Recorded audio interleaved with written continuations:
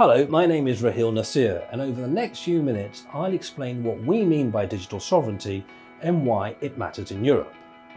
But first, let's be clear about what it's not.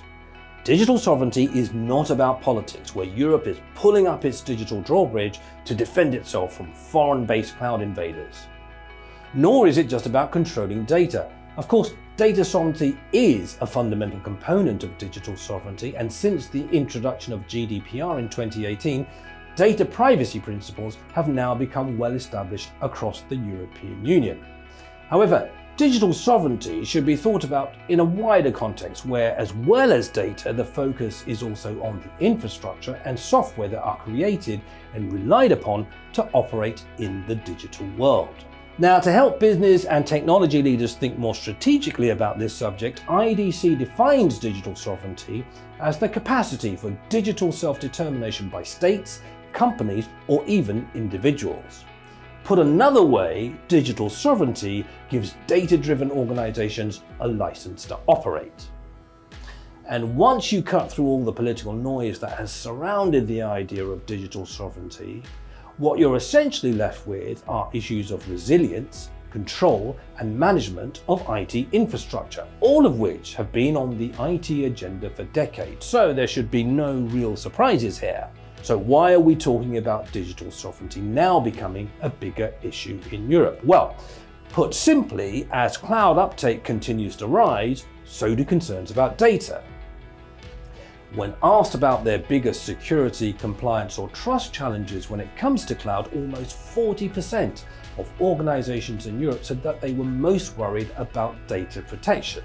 And this was followed by identity and access management, and then fears over compliance. And more than a fifth specifically said that they were worried about data access by foreign governments. Now, I believe most of these concerns feed into an overall sovereignty narrative, and we predict that over the next few years, 50% of European organizations are going to spend 10% of their IT budgets to comply with sovereignty rules adopted in the EU.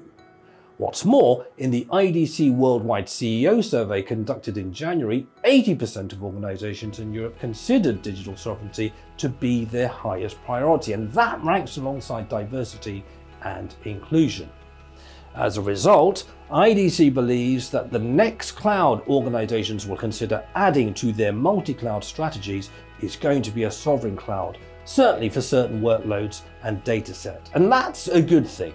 Now, while 60% of organizations in Europe believe that digital sovereignty will increase the cost of doing business globally, we reckon the payoff is likely to be worth it.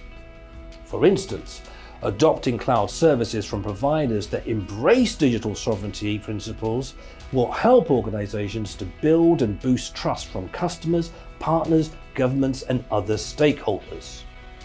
Most organizations also agree that sovereignty helps prevent unfair competition in digital markets and encourages rules-based ecosystem partner cooperation.